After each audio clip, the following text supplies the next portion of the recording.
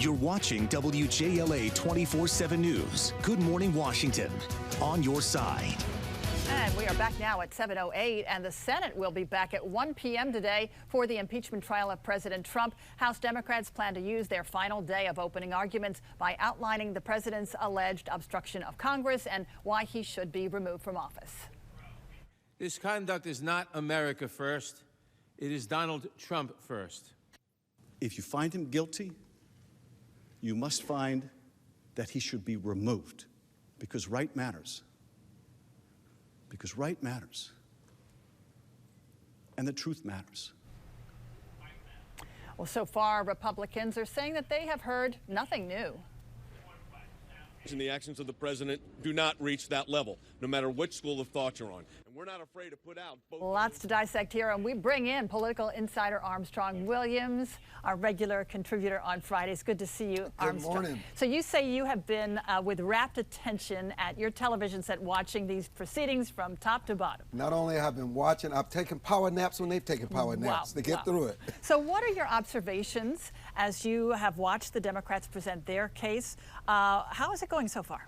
You know, I was a little surprised that the prosecution introduced Burisma and made a point to defend Joe Biden and his son Hunter. I just don't think that was wise to say that there was no reason for this investigation with the Ukrainian government when you look at the facts that Hunter Biden was paid substantial dollars. But also, his father said on the campaign trail, under no conditions will there be a witness swap. Here's what's interesting. They're talking to these 100 senators. They're not talking to us. Trump's fate is in their hands. I know Lisa Murkowski, Senator Susan Collins, who we sat down with recently, and a few of the swing voters, even Susan Collins, who slipped the note, slipped it to John Roberts, talking about the decorum and just the assault on the body, which she was offended by. She said even after Nadler insulted her and the body, it would not affect her vote. But I cannot imagine, and listen, they're doing a good job presenting their case, saying Trump puts the country above, he puts himself above the country. Some people say, well, maybe that's true, but it's not impeachable. I mean, most presidents have this humongous ego. They've laid out the case. We get to hear the other side starting on Saturday, and then you have to weigh the evidence. But here's my issue. I can't imagine. These people, some of these senators are in their 70s and 80s, Melanie, that's tough for them from 1 p.m. and they're not supposed to leave their seats. To sit there from 1 to 2 a.m. in the morning, who in their right mind is going to say, well, we're going to sit through this another 2 weeks because we're going to call witnesses?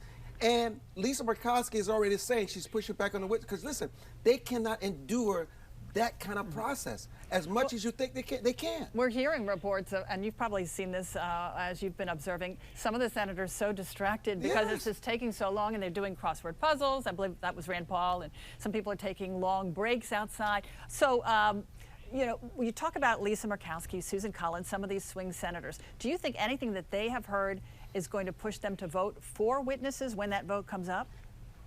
They will not vote for witnesses. In fact, I actually thought that most of the senators, with the exception of the two we mentioned in Mitt Romney, there was a possibility that they could go the other way. But I can tell you right now, Melody, there is no possibility that this is going to go on any longer than next week.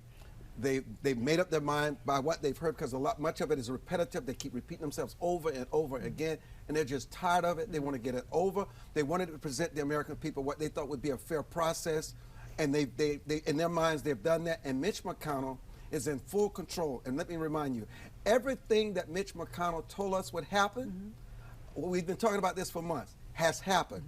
It is the Senate, it is their control, it is their decision, and only role that John Roberts is playing as to keep the order and keep it the process civil. The senators have already made up their minds. The president will be acquitted. What Donald Trump becomes by this, I don't know. I think he's tweeting, calling them sleaze bags.